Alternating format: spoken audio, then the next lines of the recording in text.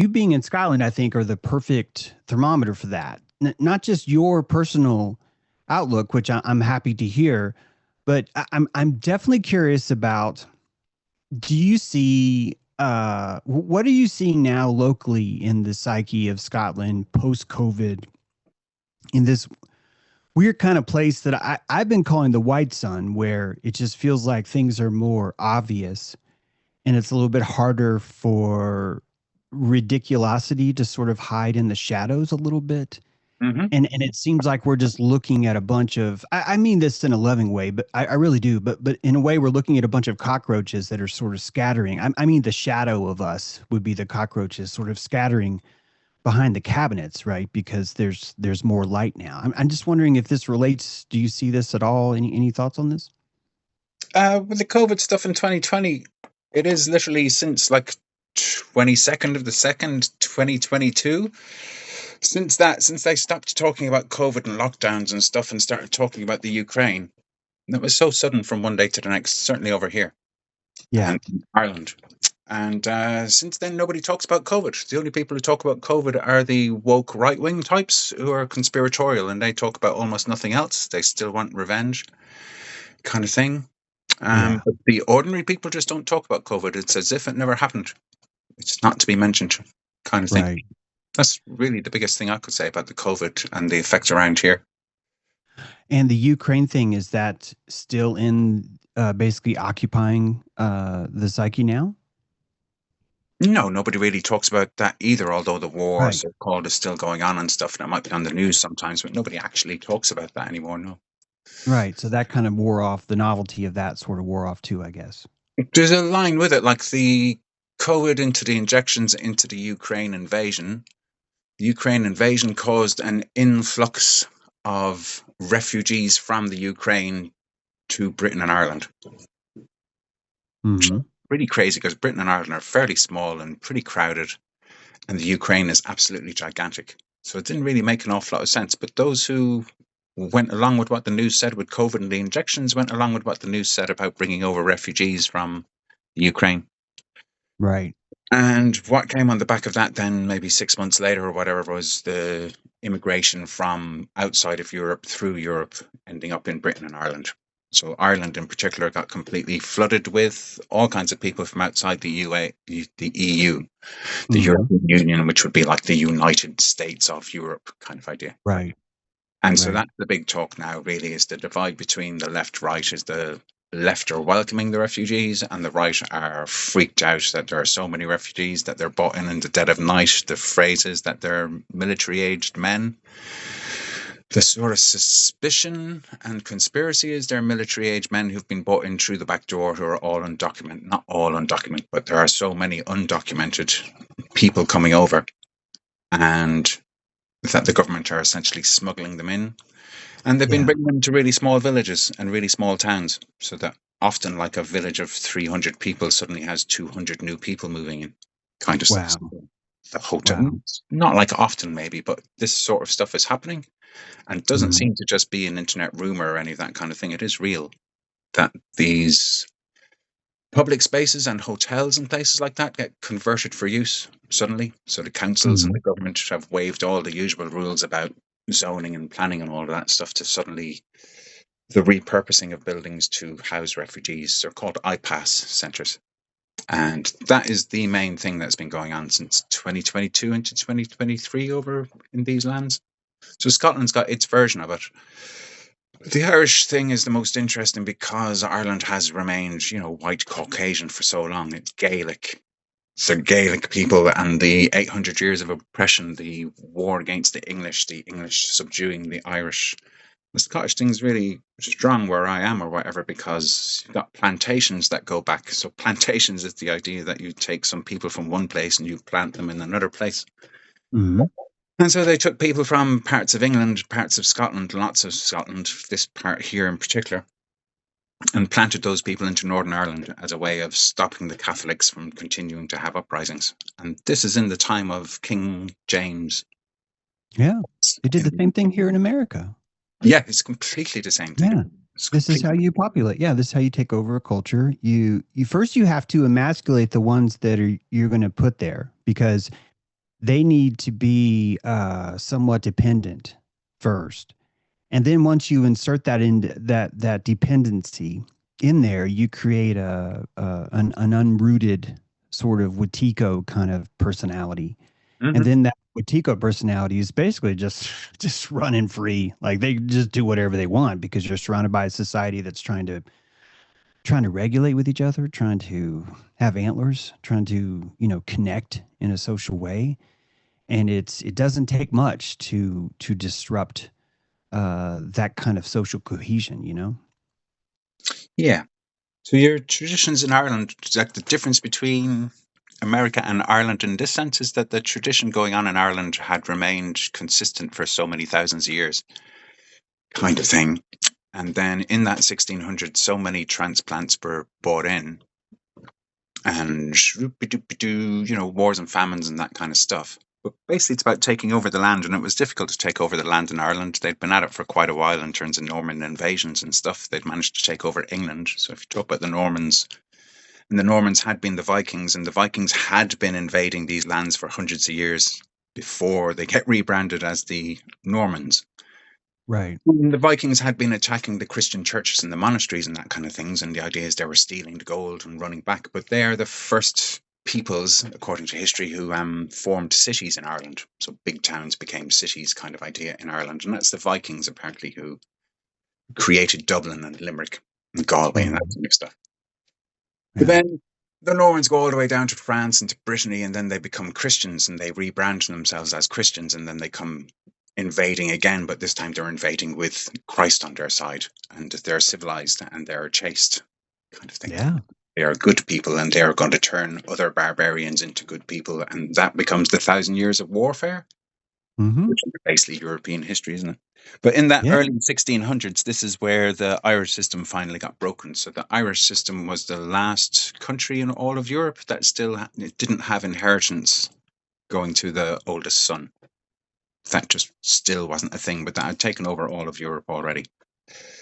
And it's not until the 1600s that that system got implemented in Ireland, so that you now had the Norman lords were taking over lands and the granting of deeds that are signed by the Pope and all of this kind of thing. And the Protestant Catholic thing become what the wars are all about. So it's Caucasians on Caucasians, but really it's modern people against the Gaels, and the Gaels are going back to like they've been in Ireland maybe since 1000 BC. That Hmm. kind of an idea. Yeah. With Ireland, it's funny because you've got all these parallels between the Gaelic language and the Hebrew language. They're apparently Yes. quite Yeah. similar in oh so many ways. Yeah. And then the prehistory stuff is also similar. And then there's a big thing really about British Israelites, which not a lot of people talk about or whatever, but the whole British system is really the word Brith itself means covenant in Hebrew. So the British people are it's Jewish, Hebrew. Yeah. You can't even talk the words anymore because it's all so confused.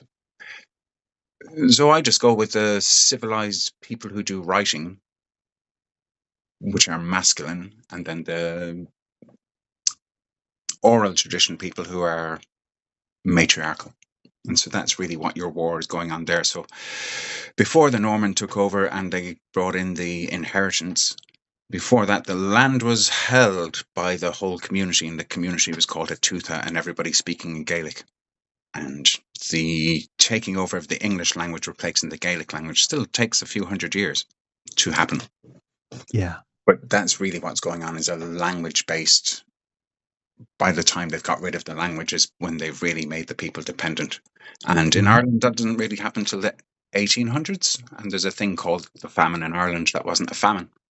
But the idea is that the Irish were only allowed to eat potatoes in a country that was full of all kinds of foods, including the fish and the animals and everything else. And yet the Irish were only able to eat potatoes. And because there was a potato blight, the Irish all died or else went to America and Australia. This is Right. the idea. And it's blatantly not true. And there's even the records of it that what really was going on is that the food was being taken out of Ireland under armed guard to feed the, British India Company, East India Company, and the British Army around the world and stuff. So that's when the dependence came. Is Really, no one else really talks about this, but what happened in the 1800s is that we went from just having like muskets to having proper rifles. So I think they were able to march in on villages with superior technology and just wipe out a whole village, which is the same story of what was done to Native American Indians in that same time period. Yeah, it's actually Cortez too. You're describing the Hmm. Yeah. death of the Nahuatl language Yes. perfectly Yes. with the Gaelic, you know, Yeah. and now it's called Spanish. So even the word that people, the indigenous that are there, aren't even using the word anymore. Yes. You know, they're Yes. calling themselves Spanish. Actually, they don't call themselves Spanish, but it's the closest thing they'll come. And the mentality of gringo is really that, you know, just the word Greek.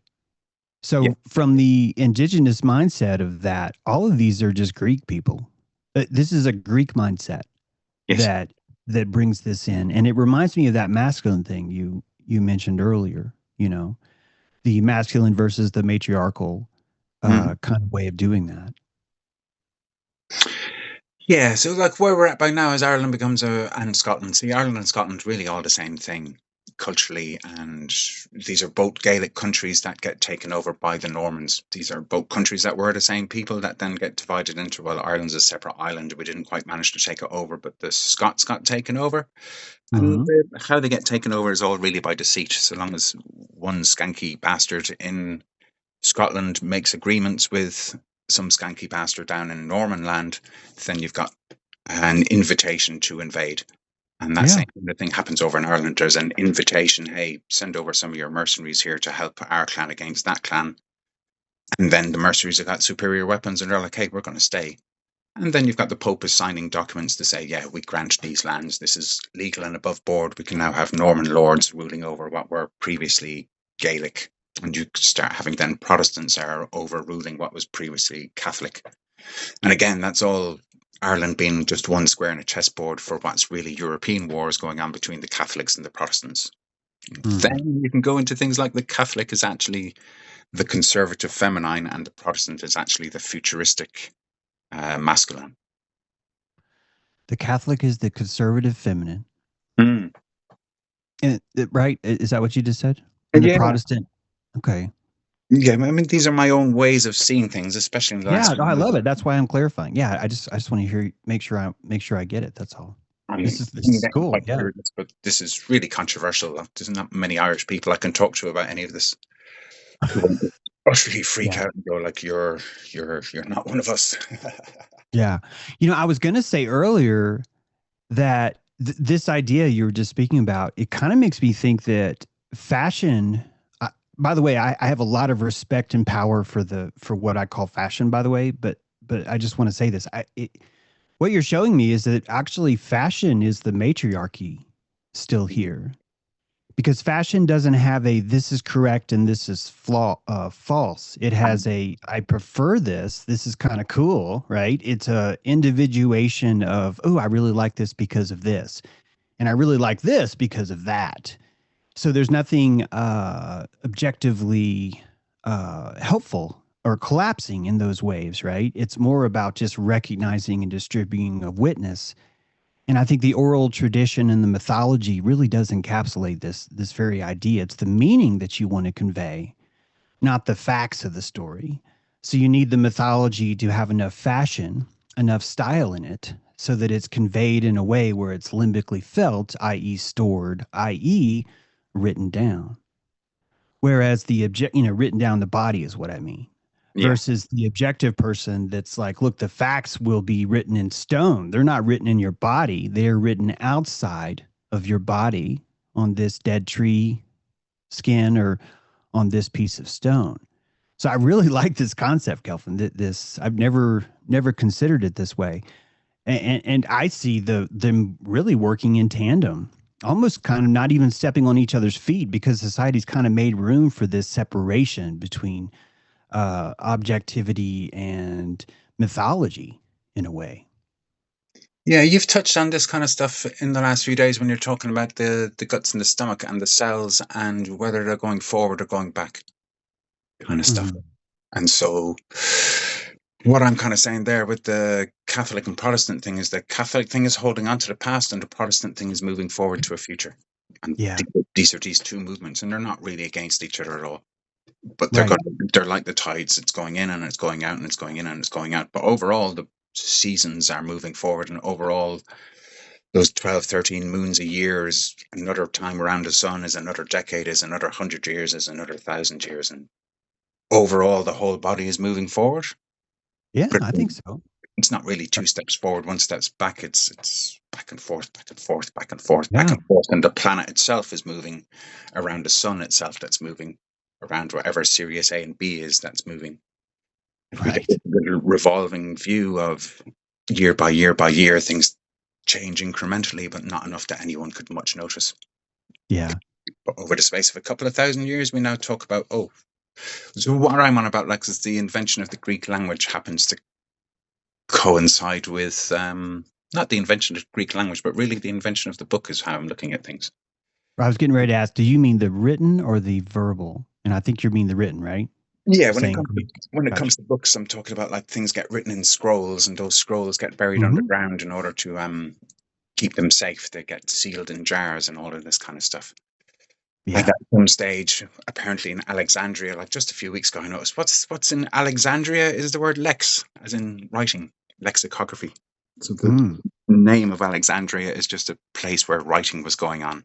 Yeah. Um, sure, it takes a while for all of these little grains of sand to fall through the aperture of time Sure. in the little Yeah. brain. That's what goes on. Go on. Well, I love what you're saying about Alexandria because if you think about it, the heart of Africa is really the source of the Nile and all that stuff, all that matriarchy is being moves its way up to Memphis, and Alexandria is right there to colonize it. So it really is kind of a beautiful.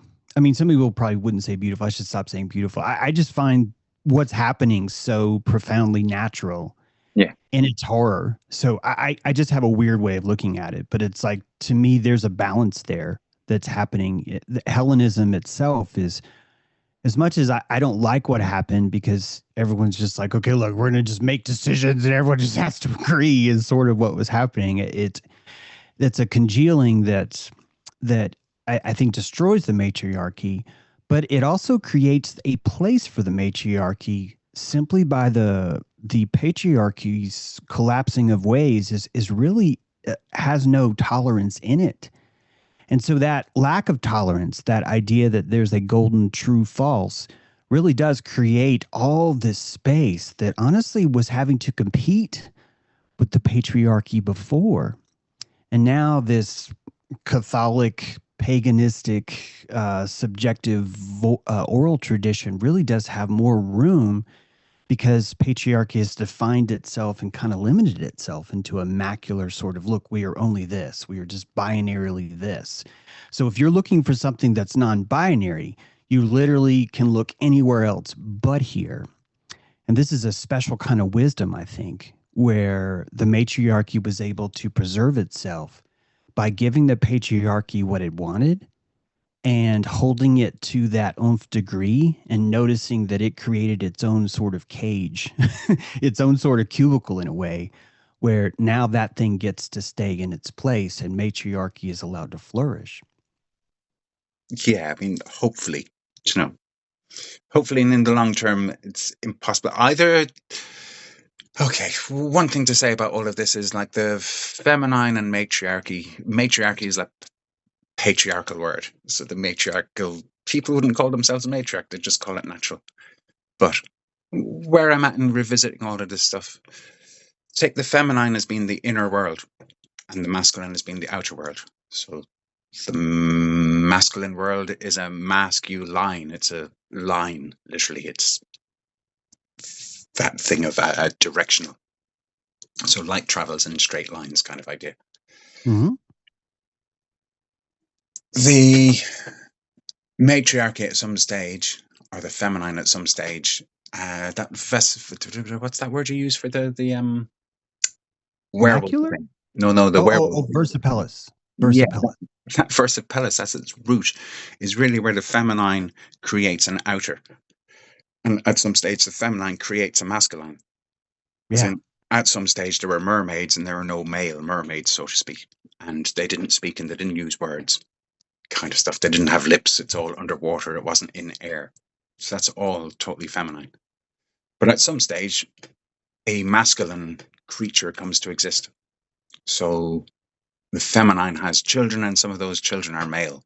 And those males climb onto the land and they become upright, walking on legs, and they're speaking in the air, and therefore they need lips to be able to pronounce stuff, and they need a voice box to be able to project that sound through the air.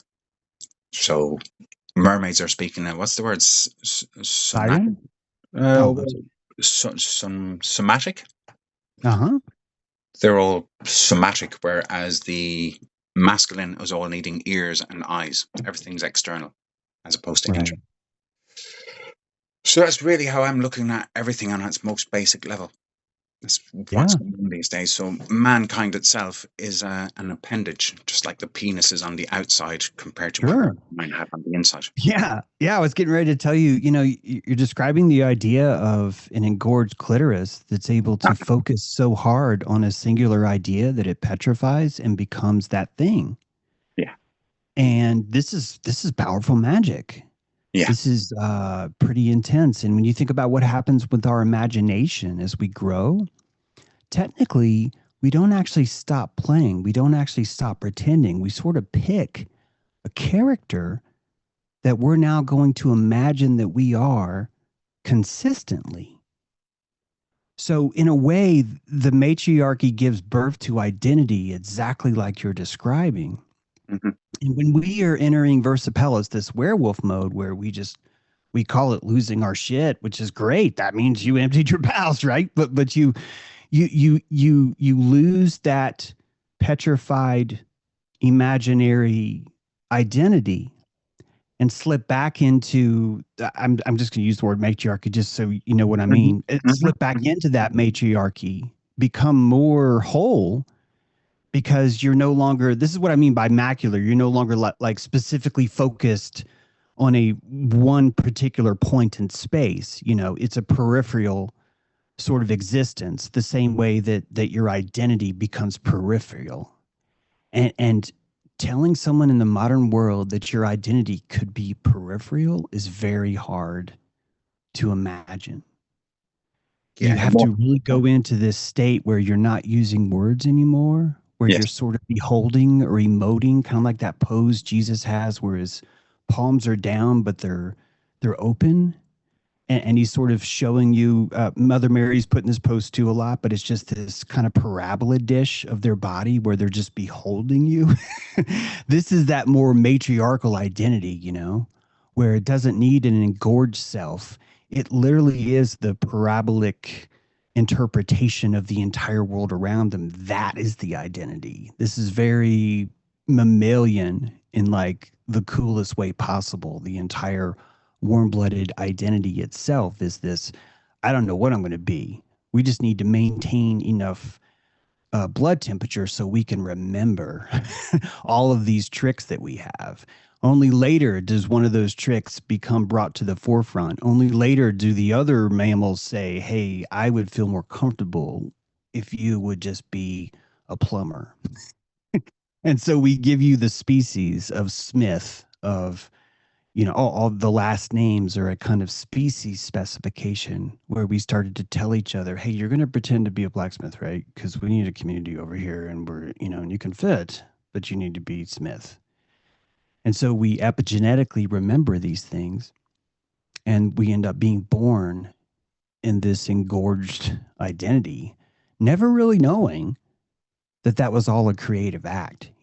It's so petrified that we don't even recognize that the entire thing is plurality changing. yeah, polarity towards a singularity. It ends up being kind of a singularity, yeah. Well, certainly Sort of that's the building a word. tower. Oh, go ahead. Well, that's the word that is being used these days for the whole AI thing and the end times thing and the logos thing and the one world government kind of thing. Hmm. Singularity is the word we end up for, and there are so many subjects that we can trip around, and it'll be hard to in any way finish any sentences and stuff, isn't it? But to stick with what you were just saying there with using the matriarchy, really, me, I just bring this stuff into the two halves of the brain these days. That one half of the brain is the whole field, which would be like the feminine, and the other half of the brain is specifying into particulars. And Hmm. the interaction between these two is again like the Protestants and the Catholics, the conservatives and the liberals, and the relationship between these two. So what we talk about with the patriarchy is really that the men have become tall and the men have taken over from the women, no longer are minding the fire and ruling the roost. So in imagining back to this stuff, I was like, hey, when it was still the matriarchy and we lived on the land and we'd only just managed to settle and the women were really still ruling things, ruling being the wrong word, but holding things together being a right word for it, maintaining. And what would you do? What do you do with young male kids? You just send them off away from the community space and go out there and start messing around, playing your rough games and being boisterous and being disturbing and all that. So the men are really getting sent out away from the women's place. And eventually the men kind of create their own Lord of the Flies kind of community out there. And I think Hmm. that's where a lot of what you would call homosexuality, but where it's rape of older men against younger kids. I think this is where this will have begun. And you start to have not a pecking order among the hens, but hmm, a forceful order amongst the males. And that's where you start to have hierarchies. And it's really the most brutal is the one who's in charge. It's not really based on wisdom and that kind of thing. And eventually, that kind of society among the males gets powerful enough that it's able to invade the feminine space. Maybe that took Hmm. 1,000 years, maybe it took a few hundred, maybe it happens at different paces and different times. But that's how I'm seeing the crossover begins to happen, where the men have been sent out, and eventually the men have come and invaded the inner space and created their temple spaces and their religions, where the men's ability to account overwrites on top of the women's feelings, and the women become subjugated.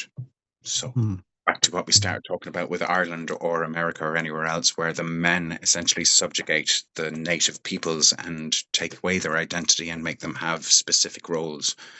You're now this tribe and you used to live here, but now you live in a reservation, otherwise you're dead, basically. Hmm. Either we hear Yeah. you or you agree that we now rule.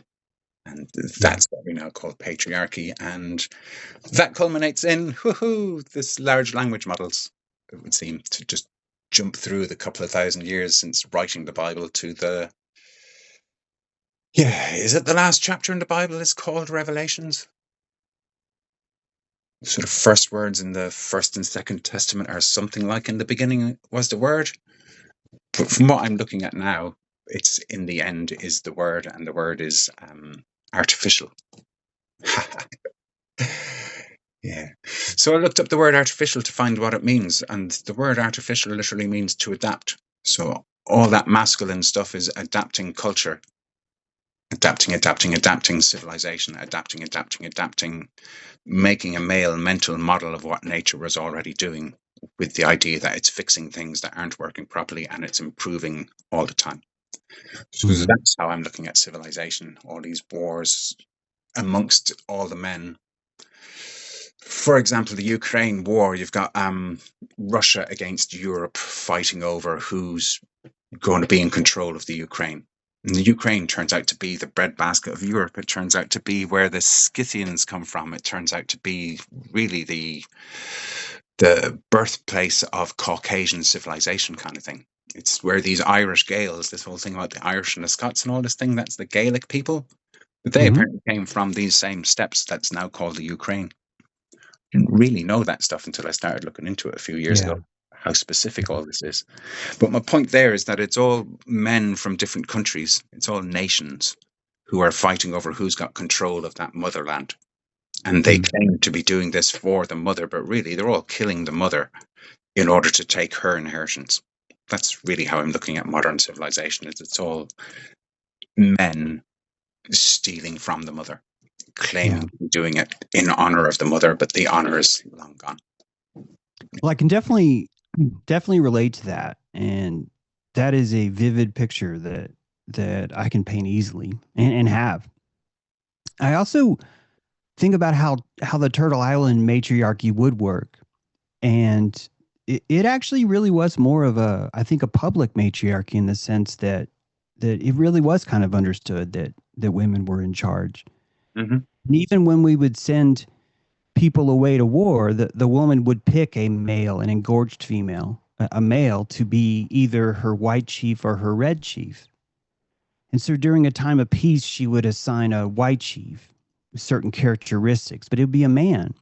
And then during war, she would change that white chief into a red chief. She would pick someone else, another man, and that man would be red chief. The reason why these guys were chosen as leaders is actually her decision, not theirs.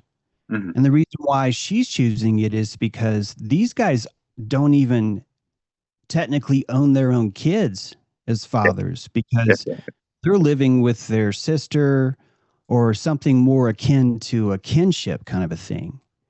So that matriarchal system, the Iroquois Confederacy basically set up the idea of a singular house with a bicameral legislation. It already had that before the patriarchal ideas came to this land.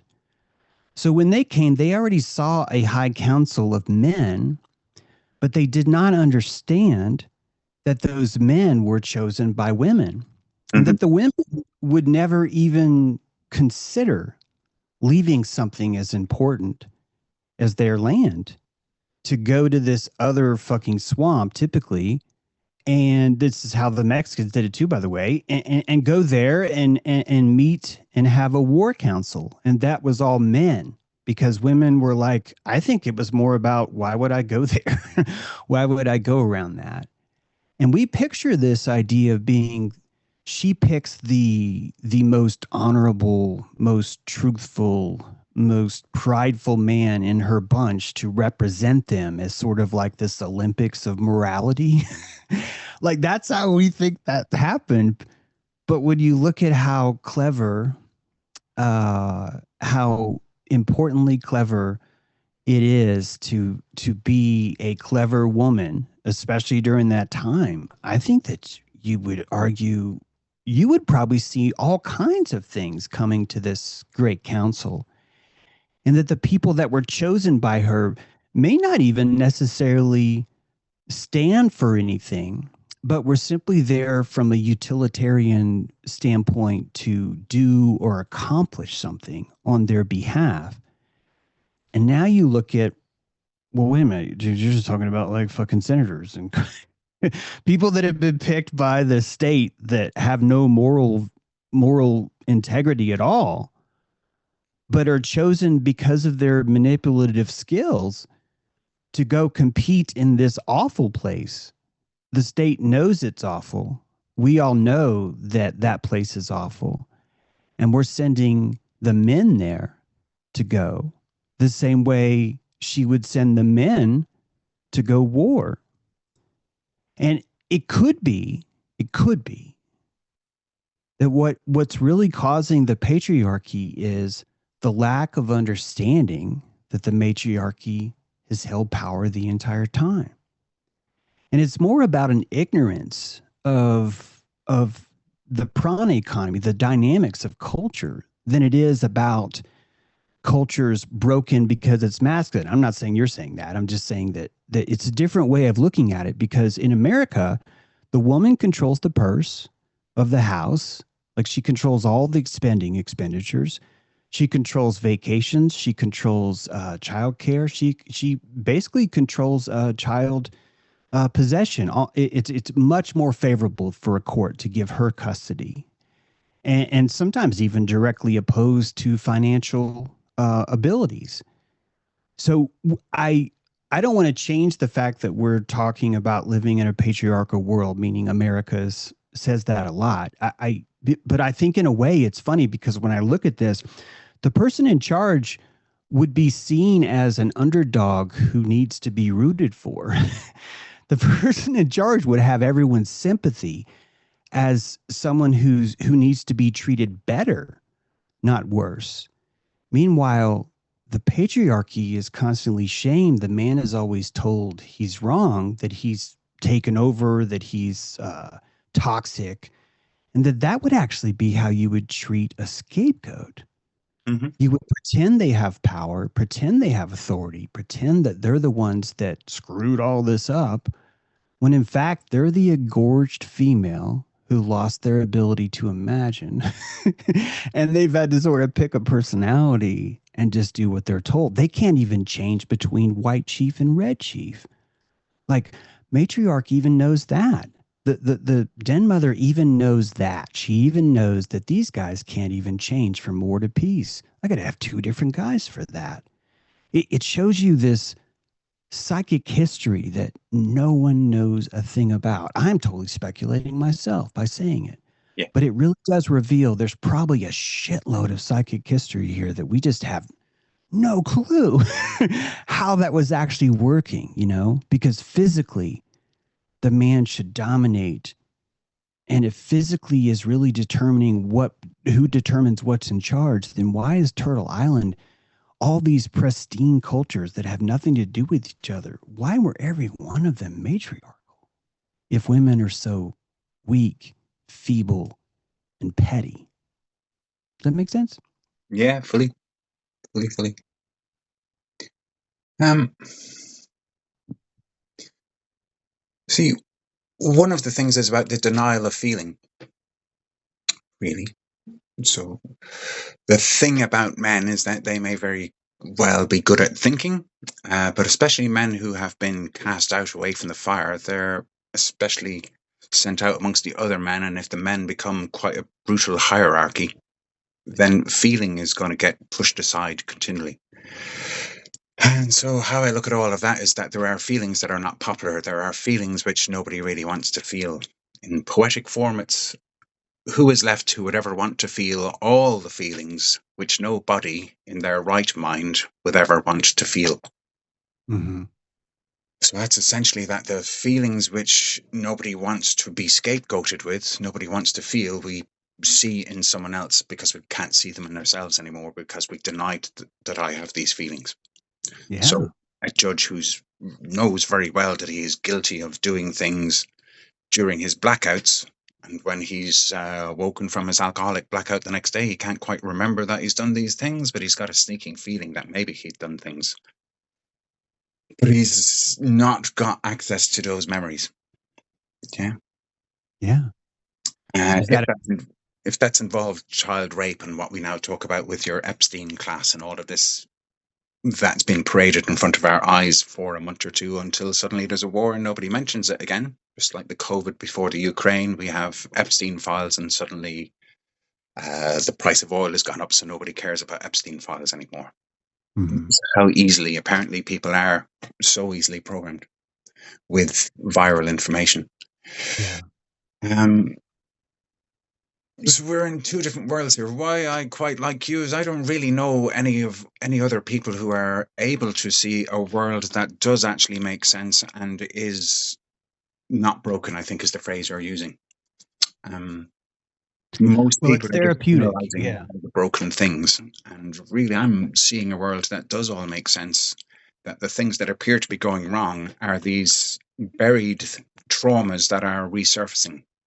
So we Yeah. try to recover from trauma, which just means you're covering it over again. It doesn't mean you're exposing it to the light and allowing the light itself to heal it, Yeah. or the Nice. atmosphere to heal it. So the healing hasn't been happening because of this denial of what has happened. So it's like you're saying, there's a psychic history that we're not aware of.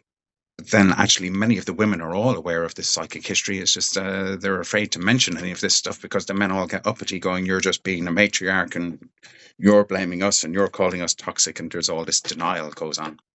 Mm-hmm. So it's the denial, really.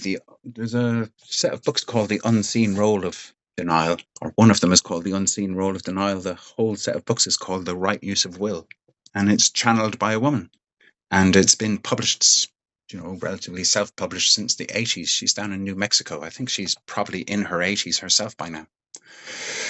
But those books are the only ones that I know of really who do actually cover the whole story of what's been buried in the feelings. And those feelings are afraid to move. They're afraid of light being shone on them because the light hurts. They're afraid of being blamed anymore. They're afraid of being suppressed even further because they're suppressed to the point where they can't move. And all of civilization is built on top of these feelings which nobody will acknowledge. Yeah, you could So, argue yeah, that that fear is the emanation of sight emerging. yes. And so the more fear that we have in the world, the more it means people are opening their eyes, because the only fear that you can't feel fear and ignore something, but you can feel fear and ignore something if they're both the same thing, if they're both a process where you actually are feeling something and you're just not good at it, right? So Mhm. so you fear it because you're not good at it yet, and it takes a while. And you could argue that feminism itself as an idea is an emergence of the very first glimmer of the fact that women have more power than men thought they did Mhm. before the sun got clearer. Mhm. Now that the sun is clearer and things are a little bit more in light, honestly, thanks to things like Epstein, thanks Mhm. to things like 9/11, and more importantly, for people like you and me, I think one of the most therapeutic things is to realize that half the world is going to be motivated not by deaths in the Caribbean, as far as America goes, like people just randomly shooting people in the Caribbean because drugs or whatever. And instead, people are distracted by the price of gas.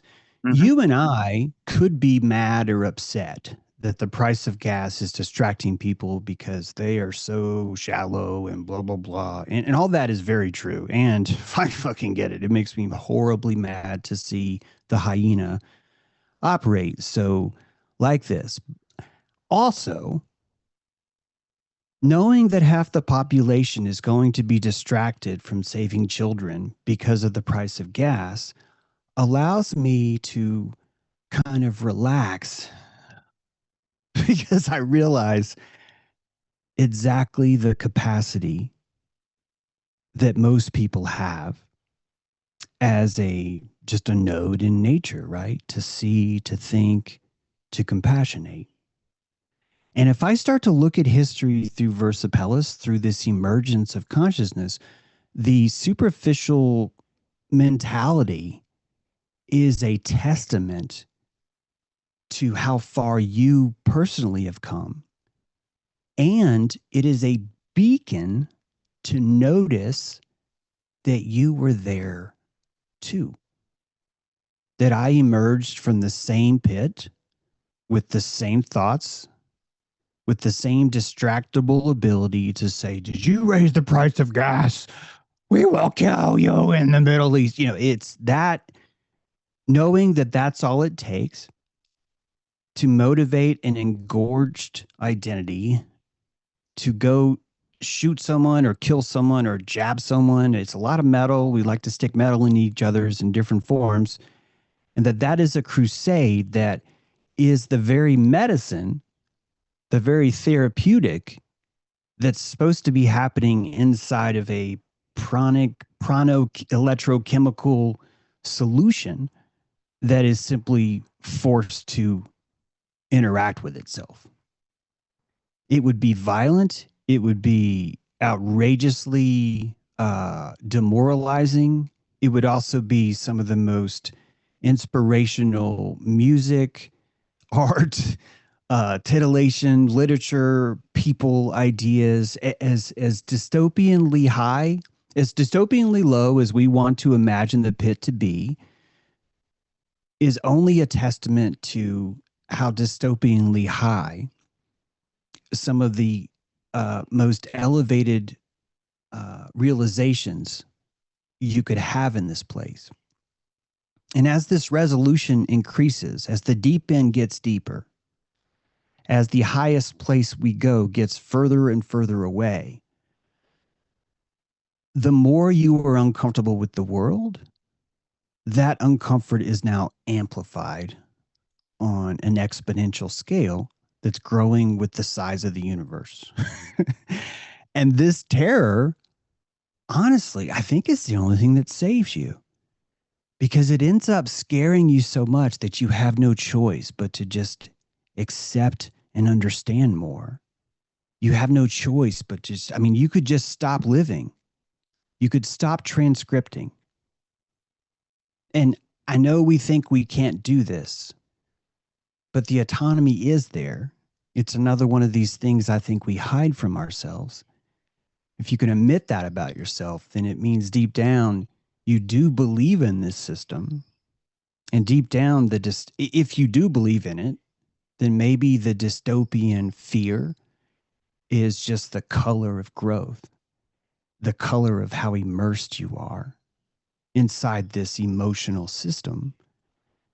That is actually that's a chef's kiss. It's not a sign of, oh my God, our face is melting. It's oh my God, I think my face is melting, right? These are the exact same vibration from two very, very different willingnesses to witness, so to speak.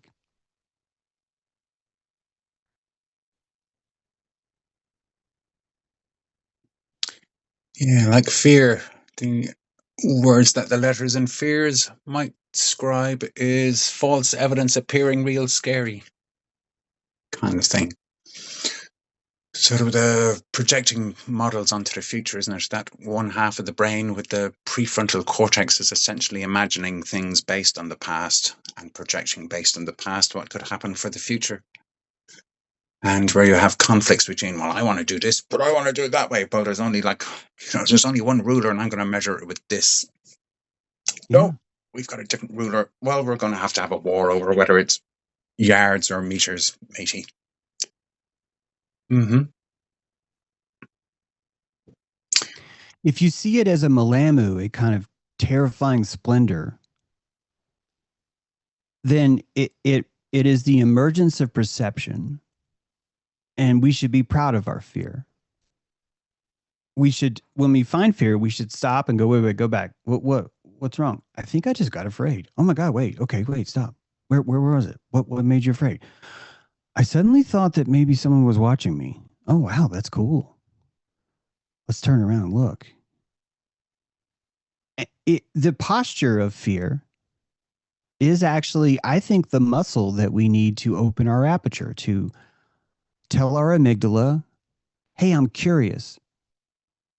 The fear is the amygdala telling you, hey, it doesn't look like you want this.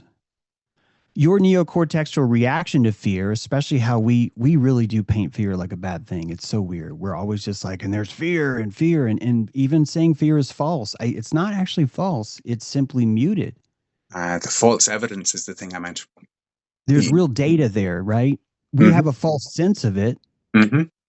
but the sense is true, Mm-hmm. right? Mm-hmm. And us calling it false is the denial that you can see in real time in your field, right? Like Mm-hmm. we're like, we shouldn't be afraid. Well, why not? What do you mean you shouldn't be afraid? Don't you want to see that island? Yeah, I want to see that island. Okay, then you should be afraid. You should be terrified of seeing the island. You should be hoping that you would fear some sense of, oh my God, I hope I don't see an island. Because if you did, you would be able to notice, wait a minute, I can stretch my muscles now. This is what it feels like. It feels like fear. Same way we go into the gym and there's someone there with a sandwich board on saying pain is pain is evil. And they're proselytizing to you as you're lifting weights. If you got the world is just such a pain. In a way, this is how we have a relationship with fear and denial. In fact, you're a perpetrator if you invoke fear, which means Lucifer is a perpetrator. Anyone who's bringing a lantern into a dark place that the eyes are not ready is a perpetrator.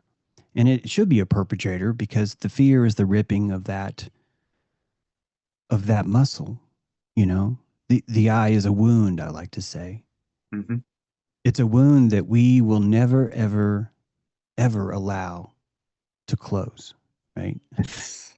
But like we're just like, no, we got to keep it open. We want that wound. We want to bleed, and our relationship to fear really is the only. I think it's the only gear shift or the only steering wheel we have in the cockpit. Honestly, to change our aperture is creating this romantic relationship with fear. It's. I'm not saying it's easy. It's. When I say fear, I mean guilt, I mean shame, I mean just I cannot even picture that I would do something so horrible. All those kinds of blindnesses, all those kinds of malamu, the terrifying charisma really is the way to, I think, to put this. It's so terrifying that you repulsed by it emotionally, and the processing is overridden by those emotional pulses that are painted on the screen.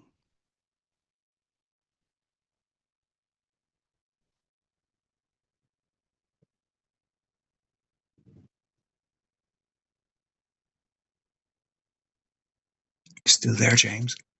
Mm-hmm. Cool. Yeah. Yeah, in some ways, to me these days, it gets to a point where there's not a lot more to say because it's great what you're doing. It's great what I'm attempting to do to elucidate, you know, to create illusions that others may be able to see. But really, you can't explain something to somebody who's not seeing it. Yeah. It's a curious thing these days. I'm quite impressed with how you've gathered some people around you who do understand what you're on about and are helping you maintain a momentum to keep going, to keep delving, and to keep explaining and to build frameworks. You've I love how you're using, compassionate and these various words that you're using, which are not used in the usual way, and yet I come to understand what you're meaning by these words. I'm Yeah. still getting my head around. You're the only person I've ever said the word versipellis to, and that's the first time I've ever managed to pronounce that word.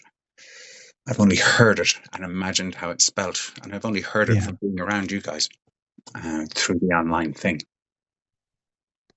There was a time when the world was so dark, I just didn't want to be here anymore. Right. Hmm. And I started to just literally have to just grasp at straws to try and maintain my altitude. Hmm. And the more I grasped at straws, the more I realized some of these straws are real. Hmm. Straws that I'd never considered before because I was no longer romantically attached to how the world works, which means I was no longer romantically attached that there was evil or good or narcissists or the bad guys because they have too much pride and too much reputation or too much oomph, and masculine is bad because it's toxically to this or and everything's too much this and everything's bipolar if you're trying to see something that's not written down in paper and everyone's agreed to it. And it was such a death for me. It hurts so much to be here. And it turned into a desperation where I was just looking for any ideas I could just to stay alive. Mm. And the more I did this, the more I started to build an entire new world that I didn't know was possible to be here. And it took years before one more person even thought to agree with me. I spent years in the trenches posting alone, hey guys, maybe ego isn't such a bad thing. And no one would like it. No one would say, hey, that's an interesting thought. The emotional smell that I had then was so weak that people would attack me for that. Uh-huh. The more I practiced these skills, these straw reaching skills, the more my sheen improved. Nothing else changed. God didn't come down and say, let me show you the fucking rule book, dude. Stop bitching. That didn't happen. All that changed was that I became desperate. I became desperate enough that I had to break all the things that I thought were true because I wasn't getting enough oxygen. Uh-huh. I wasn't getting enough witness, and I think I maybe would have ended up becoming a horrible force in the world had I just stayed there and not reached for straws. And people accuse me all the time now of being an optimist and not being a realist, but this is Mm. literally the only thing that saved me. I don't know how else to live on a planet where there's so many fucking hyena around here. The only way I can do it is I had to grasp at straws and start to realize that reality is going to have to be grasped like a fucking straw that you don't even know is there. That the latency of that is the only way I could stay alive. So it's, I don't think I have a sanity for people. I think I have a technique and a posture that allows you to not drown, or it takes a lot longer for you to drown if you hold your body this way. You know, it's to me that's all this is. It's a cosmological posture that has zero reason to prove itself factual to any of you fucks out there. Is sort of how the attitude sees the rest of the world, you know, because the world let it down so completely. I really mean this as a compliment. The world let it down so completely that it had no other choice but to just reach in the darkness for shit that everyone insisted and swore to fuck is not there. And all I see is more understanding. All I see is more sympathy, compassion, and complete understanding for why someone is behaving like a werewolf right in front of me. And I can still love them now. It's just, it's a phenomenal skill completely built out of my fantasy. This is why I like fashion so much, because we fashion our cosmology. And then we take this cosmology out of the harbor and put it in the water. And does it float? A, can you traverse a fucking ocean in this thing? Can you even go past the deep end to where if this thing was to sink, you would die? How much do you believe in your cosmology? Is this sort of stepping off this shore of facts and realizing that those are petrified beliefs and that you get to navigate and build your ship with any of them or with something else completely that wouldn't fit inside that harbor? I don't know how else to do this. I wouldn't do this. I wouldn't have made it through the gauntlet of the way public treats me when I say things like what I say. Mm-hmm. You know, it's all personal, therapeutic. I don't want to wake up crazy tomorrow and do mean things to people Mm. because people do that to me and they have their cosmology to explain why it's okay and why I'm too sensitive Mm-hmm. for being offended by it, you know? Mm-hmm. Yeah. Has that been part of the 2020 change in the world too for you then? Have you kind of got your act together and stuff around the 2020 thing, or is that just me throwing a dart randomly? No, I don't know what having my act together is because it, like, But in the feeling of that, those few straws, when you began to realize I can make a little straw house out of oh, these yeah, yeah. Oh, straws. I got you. Yeah, yeah. I think maybe today, I think I've sort of realized I've kind of made it. Well, like it's like that. And then I'll probably forget tomorrow. This is my Versapellis. Mm-hmm. You know, I need conversations like this. This is, it's not like I knew all this before I said it. Mm-hmm. I'm Yeah, listening to myself too, you know? yeah, yes, I totally so, know. I think today's that day, Kelvin. It's a great question. I Oh, think you've done today's it! that You day. put the V in, you fucker. Yeah. You just Yeah. call You me know, Kelvin. because it, just like I was trying to explain poorly about how praise is sort of like destroys the champion. I, if I was to suddenly be comfortable or like made it or sort of reached a plateau of sorts, so to speak, Mm-hmm. that would probably be the worst thing that could happen to me. Yeah, it would be a Ultimately, plateau, wouldn't it? ultimately I need to be shamed and prodded and challenged and spit on all the time.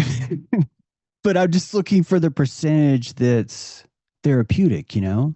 This is why I go back to nature being therapeutic. It when I see nature, when I see what's happening with Epstein, I see therapeutic because when Miami Herald first reported this 30 years ago, it was there. And people were like, I don't fucking want to see this. Mm-hmm.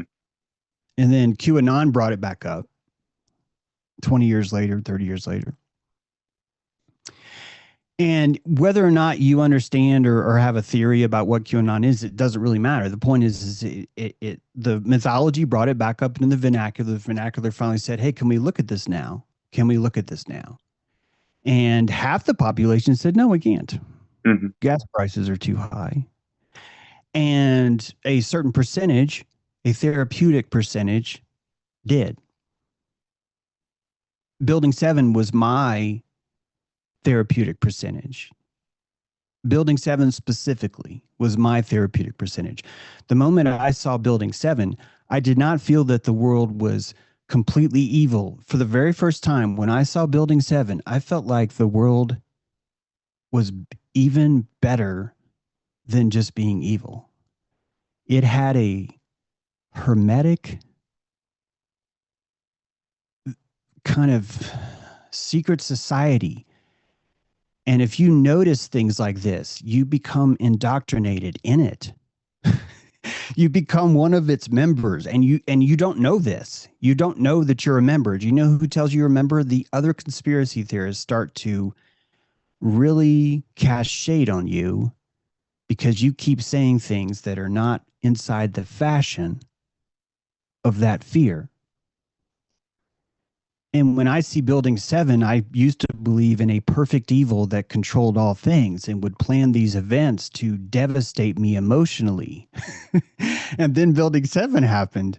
And I'm told, well, it's a blunder. That's all. They just blundered it. And I'm like, well, wait a minute. They're perfectly evil and they blundered it. How many of these traffic cones are we going to fucking set up here to sell this clown car image that we have of the evilest forces in the world who believe in universal karma, informed consent, the laws of nature, want to make sure you agree, but also admit that you're doing what you're doing under your own free cognizance. Like all these sounds like good traits, not bad. So what the fuck is happening in this world? And when I saw Building 7, I saw a hidden hand purposely doing something, not necessarily specifically for James True, but for people like me that were inside of a certain vibration that could break, that could snap, that could find that next electron orbit, if you believe in shit like that. And that it would take this sort of exposure. And that exposure would feel heyoka. It would feel crazy and insane. Like, what the fuck are you saying? And I'm saying, yeah, this is what a Freemason would do. A Freemason would sacrifice something in a ritual to cause universal enlightenment. And the sacrifice would be, we're showing you the coffin. We're showing you that we purposely killed Building 7 in front of you between two towers because only some of you will notice and you will be initiated. And that was the moment that I realized Freemasons is not a man-made event. Nature created Freemasonry.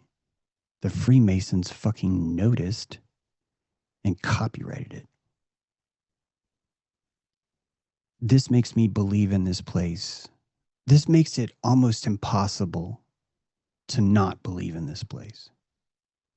Because ever since I saw Building 7, all I do is see these signs of a hermit on a cliff extending his lantern in the dark and a giant crowd of people shouting, "No, stop, no," as they literally walk in the very direction that he's guiding them to. And 5% of the population are going to feel like fools.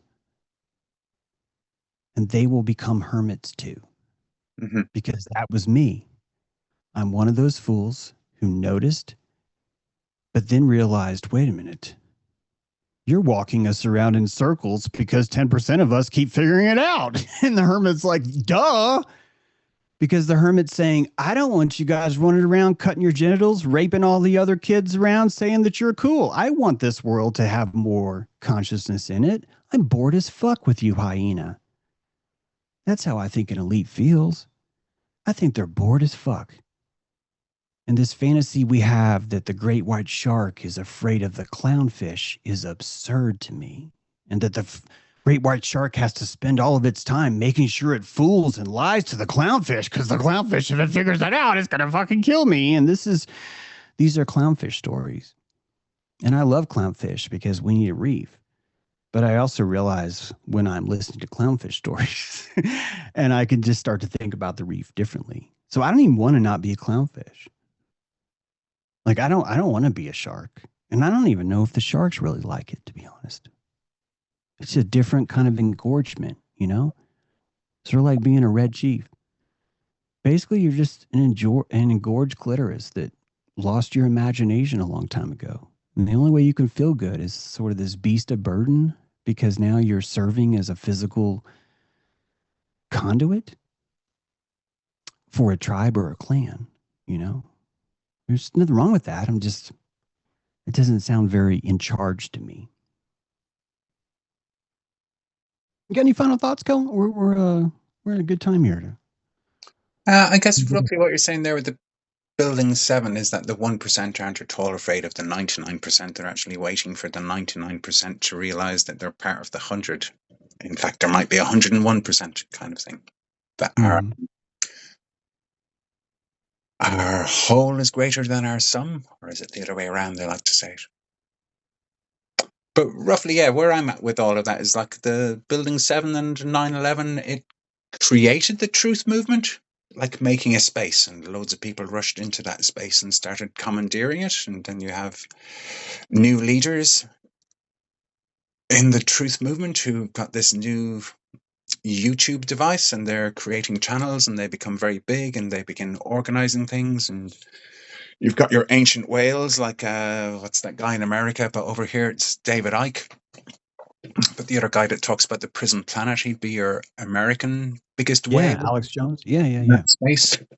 I've met both of those over here in England, just outside a what's called a Bilderberger thing. I'll give you that little anecdote. So, I lived on a boat with my missus and kids, and we lived in London, and we happened to go out that side of London on the canal just to get outside the city for a while. But it turned out then, because it takes us weeks to get out there, it turns out that we were going right past the Bilderberger hotel where the Bilderberger thing was happening, and the local hippies inside the city that I knew were having a little protesty thing in a pub one night or whatever. So, we passed by the protest behind the Harris fences are on one side of the canal and the big hotel castle places on the other side of the canal. So we were like way, way closer to the Bilderberger building than all the protesters and the truth movement, therefore. Kind of thing. It was just funny for me sailing in between the two of these on our little canal boat with our putter little engine. I Yeah. parked up past anyway near this little village, and then I heard, oh, they're having a gathering in the pub of the protesters are all getting together and having an open mic and that stuff. So I went along with it with the missus and child. And nutters, total nutters, are really attracted to me. They can spot me so quickly, like the hermit with the lantern or whatever. They're like, hey, it's the king of the nutters. Let's go and chat to him, type of thing. So this guy came up anyway, and he started chatting to me, and he was telling me that he was aware that the following day there was going to be a meeting of the leaders of the protest were meeting inside of the Bilderberger Hotel on the day after the Bilderbergers have all left. And that it was really important that I go along to it. So I drove the boat back down along the canal and parked up right in front of this hotel thing. And me and Tara and our baby went in. And sure enough, there's a table. And it's, the guys from, I don't know, can I remember any of their names? These are the famous people, the Canadians and the Americans and the British ones who are like, the top voices in the truth movement and all that stuff. David Icke and what's his face weren't there at this particular after event. But Lekushki, whatever his name, these people, 9/11 truth movement type of people anyway. And they're there. This was in 2011, I think. 2011, 2012. But anyway, so me and Tara came in uninvited, apart from the nutter telling us about it. And we sat down at the table, and they'd just finished eating their meal. There's about 15 of them around this table. And we got a coffee each, me and Tara, and they were all having their coffees. And then the concierge, or whatever you might call the guy who works for the place, he came over to, Hmm. they thought he was coming over to get them to pay the bill type of thing. And they all started getting out their credit cards and all that stuff to pay. And he said, oh, no, no, no, no, no, it's entirely on the house. I don't know what we would have done without you. I don't know how we would have managed this weekend without you. Wow. And I'll leave that to settle with you, because that settled with me. I went out and I chatted particularly with this. There's a guy who writes for the Guardian, and his missus was there too. So I chatted with his missus, type of thing, while holding my little baby. I talked about getting a gathering of people together and having a revolution here in Britain that did actually get the grassroots people together, the people who actually do the work of making Glastonbury Festival happen every year. So you can have a million people, or a quarter of a million people these days, turn up in one spot. It takes 6 weeks to build the whole thing, then a quarter of a million people all arrive, and then it takes pretty much 6 weeks to take the whole thing apart and pick up every single fag butt off the fields and that kind of thing. I talked to her and them about the idea that I could actually go and speak with those people, and we could actually put on a kind of a truther gathering kind of thing, like Glastonbury Festival, to actually shift our government out of the way and improve things. But none of it ever happened. Nobody's really in the mood to be able to put their own jobs at risk. Really, it does boil down to people don't want to risk the discomfort of messing with their income streams.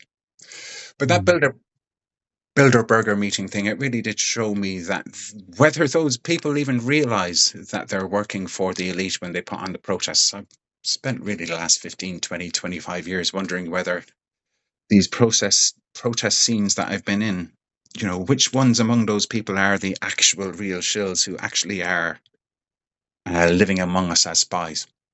Yeah. The undercovers. I've been at an awful lot of these things. I've helped start off Ireland's first ever road protest back in 1997 when I was quite young. I used to have quite a youth with all of this stuff. And when Occupy came to London, that Occupy thing you had in Washington, wherever it was, but there was a British one Cool. here. The British Yeah. people actually reckoned that they'd invented it, that the British had come out with that first, and then it went over to America, and then it came back to Britain as Occupy St. Paul's Cathedral and stuff. But spent a lot of time really wondering, out of the people I know, how many of them are actually working for the government and how few of them actually realize they're working for the government. Mm. I remain there with the whole thing. Yeah. In terms of This is a great thought. I don't know if you'll like this or not. I have this John Podesta litmus test. Mhm. John Podesta is America's sort of bad guy. Like he just does all these. He eats children's faces and stuff. It's a Like he's like the worst of the worst. pizza thing. Pizzagate. Yeah, Pizzagate guy. Mhm. And I'm not here to claim this is true or false. By the way, I'm talking about the mythological figure. This is really enlightening me. I was on Twitter then, and I noticed if I truly wanted to save children, if I truly believed that he had this chamber under his apartment right now and he would grab a new one every dinner and eat them and all the stories that you hear, if I truly believe these things that I was being dilated by, that I was being awoken by, I would say, or that I was even retweeting, why am I not like I'm an actualized human being, Are you and not I outside imagine his house? myself, why am I not going to his house Yes. and renting a U-Haul and calling a few people on Twitter and saying, guys, let's do something about it. More importantly, why is no one emailing me? Why has no one else asked me, hey, do you want to join our gang? We're going to rent a U-Haul. We're going to go to DC. We're going to dress like this. All we need as many people as we can because we all need to look the same. We're going to, here's the address. Here's the contact point. We're going to save some kids today. We're going to take him to a different place. We're going to interrogate him, find out where all the other children are. We're going to save them first. That's the first thing we're going to do. Mm-hmm. Then we're going to do this. Then why is this not happening? We are creative as fuck. We are actualized human beings. We have all these capabilities. And then I said, what do you mean we, James? Why are you not doing that? Mm-hmm. And that you might want to say that I felt like a fool then. But I don't think people understand how cool the word fool is and how awesome it is to be able to see yourself as a fool. Like it's amazing to be able to do that. And unless you can find that foolishness in yourself more, you're incapable of seeing it in others. And I'm in this place now where I'm wondering if all the revolutions that we do, all the times we overthrow the governments that we had, I feel like we would end up with exactly the same system, not because it's flawed, but because it's actually working. It's actually perfect. The mentality of someone who is unmoved by murder, by lack of habeas corpus, executions through innuendo, but is moved by gas prices, needs to be probably ruled by a little bit of slavery. They're probably going to need that.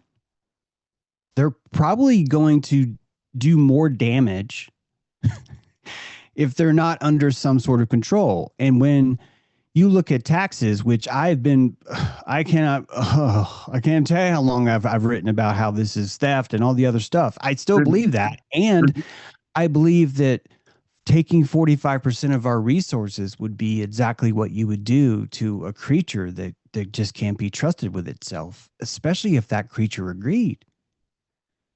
If that creature deep down really agreed with you, he would give you 45% of his resources and you would create a habitat for him, a civil habitat, and you would offer him things that you can't get in the jungle. You'd be like, hey, you're all equal. Oh my God. Or you're all free. Oh my God. Or you all have rights. Oh my God. And none of those are in nature. It would take a fool to believe things like that. And the fool that's in that system believing those things, the ones who are let down are actually the strong ones. The ones that are being disappointed by the system are actually the healthy ones. Those are the ones that have grown enough self esteem where they're like, I don't think I like this place anymore. And that self esteem, there's nature, there's God, there's our maybe not God, there's that supernatural, beautiful thing that we call, because some people may have a tainted version of God.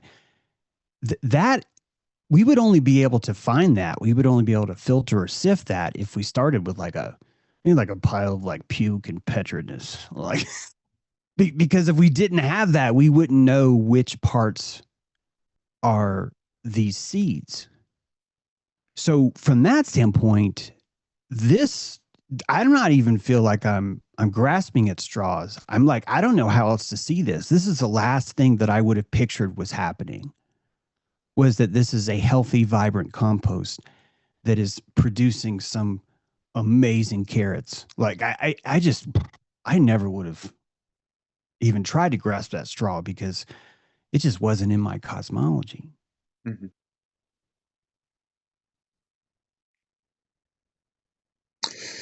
Yeah, with the Michael Levin stuff, I mean, I'm imagining you thoughts of lots of things that I've already thought of because I am been listening to your stuff for the last few months, and it's uncanny for me how synchronistic it is that I might chat to a friend who I only chat to once or twice a year, and we'll have a 2 hour, 3 hour long chat or whatever, and then I listen to your podcast speaking thing maybe the next day or a few hours later, and you've recorded it roughly the same time or a few hours Yeah. before, and you're basically saying the same Orphic fucking resonance. stuff. It's Yeah. interesting to me.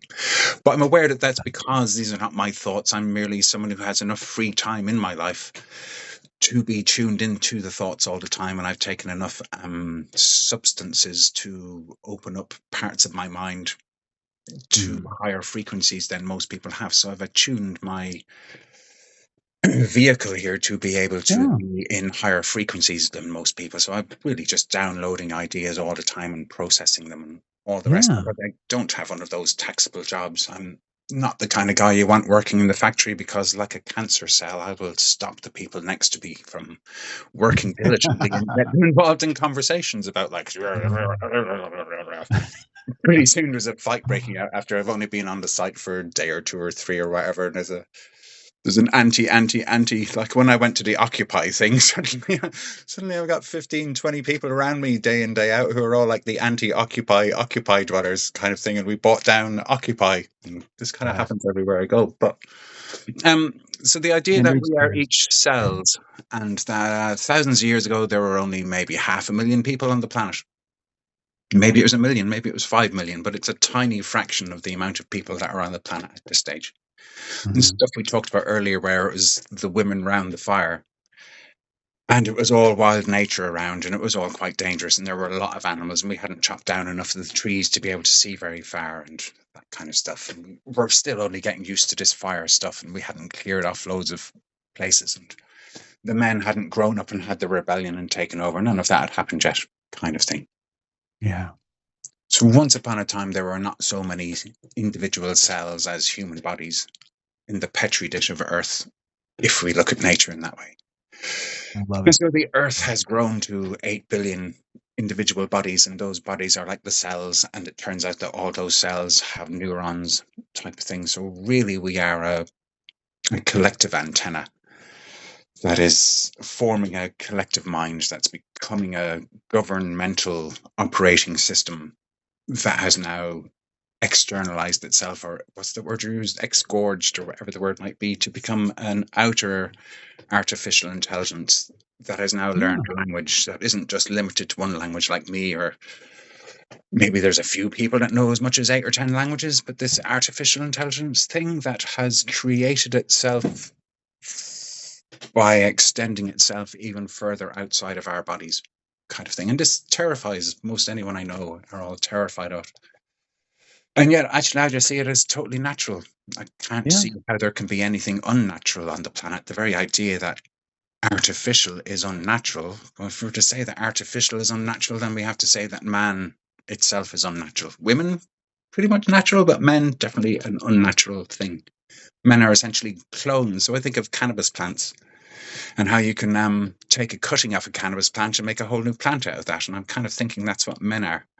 And the whole Yeah. concept that men think that they are the fathers of children and that therefore men make babies. But the fallacy, oh, you like that with the phallus, but the fallacy of that is it's the child who makes the father. Unless a child adopts a male figure as a father, then that male figure is just another male appendage. Hmm. But a child Yeah. can make a man into a father, but a man can't actually make a child. Only a woman can make a child. These Yeah. things to me are really obvious, but I guess most people haven't had much time to stop and think. And it is only like that. That thing about it's the child that makes the father, that was just 2022, winter 21, winter 2020, maybe. I don't know. But it is only a few years ago where that one liner came to me, Hmm. for example. But it Yeah. explains so much of, why men are out there fighting for which one's the bigger. And that becomes nations, well, that becomes tribes fighting against tribes, and that becomes nations, and that becomes nations against nations, and that become, Trump's Yeah. kind of talking about how we can have the Middle East against the United States, against the European Union, against the Chinese conglomerate. Yes, you've got colonies. I don't know. I did send you some stuff, but like my most latest stuff is just realizing that the constellations out there in the tesseract that we call the sky, those constellations are sending light down to Earth, and that light has colonized parts of the body of the Earth. So the Chinese nation is like one colony of that part of the sky. And the Yeah. Caucasians, so all these different colors we have for our so called races are different tones of color from different constellations coming from the sky. And they're all trying to kind of colonize and at the same time share and at the same time make agreements so that eventually we have what basically we have by now, which is a global government operating system essentially run by the AI. As far as I can figure that stuff around 2020, I'm pretty sure that's from asking questions to the large language model that was running long before it got given to the public in 2022. So Yeah. maybe by 2012ish time, the actual universities who've been networked together since the beginning of CERN, since the end of World War II, since all the way back to the 18th century royal institutions, the Royal Academy and stuff here in Britain. But I would imagine that by 2020 or whatever, we had a working model of what we now call AI, and it was able to communicate back with those scientists working in those universities and stuff, and they were able to ask it questions, and it was able to formalize making models of what would happen if. So those models of, on a global scale, what would happen if. I think that's what created the 2020 agreement among all the countries in the world, that we will all lock down at the same time and we will all send a viral You will send viral information through the internet and the broadcasting companies to say that this thing has happened with an escaped virus disease type of thing. So that's Mhm. why it was predicted beforehand. That's why it was all agreed upon. That's why it was announced on St. Patrick's Day of all days over in America. That's why the lockdown happened on a spring equinox. That's why the allow them in, allow them out, allow them in, allow them out is like a expand, contract, expand, contract. It's a breathing mechanism. So really, I think something got birthed in a fifth dimensional space, somewhat outside of time. Because ultimately, it's becoming a thing now where we can actually talk relatively sanely about this being in some ways, what do they call it? That we're living a simulation is what they call it on the computer level. But to realize that we're each individually living in a mental model of what Yeah, we think is going hallucination is what I think on. hallucination is the perfect word for that, Mm-hmm. because you personally are hallucinating the window. Hallucination. You're hallucinating the window of God Mm-hmm. is what that means. Mm-hmm. Man, I could go on, but it's we're over time, Cool. and Cool. it's Cool. been 2 hours for me. But Mm-hmm. yeah, I really enjoyed this talk. I wish we could have gone longer, but maybe next time I'd love to do it again. Yeah, no, I'll keep doing this with you, James, if you like. It Sounds is a bit of good. a joy for me too. You know. Well, good. I enjoy it. I feel it. Mm-hmm. Thank you much, my friend. Yeah. Chat again soon. Hi, All people right. out there. Bye, people out there. All right. Next I'm time then. hallucinating that Recording. eventually there, James.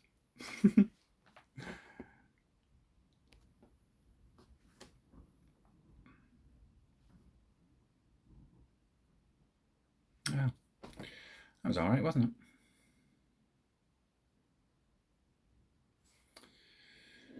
Yeah, it is good to stop after a couple of hours.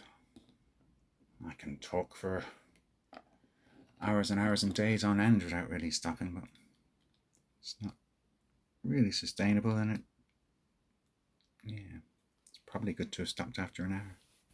Let me see how long that was. 1 hour 26 for me. Toodaloo, everybody.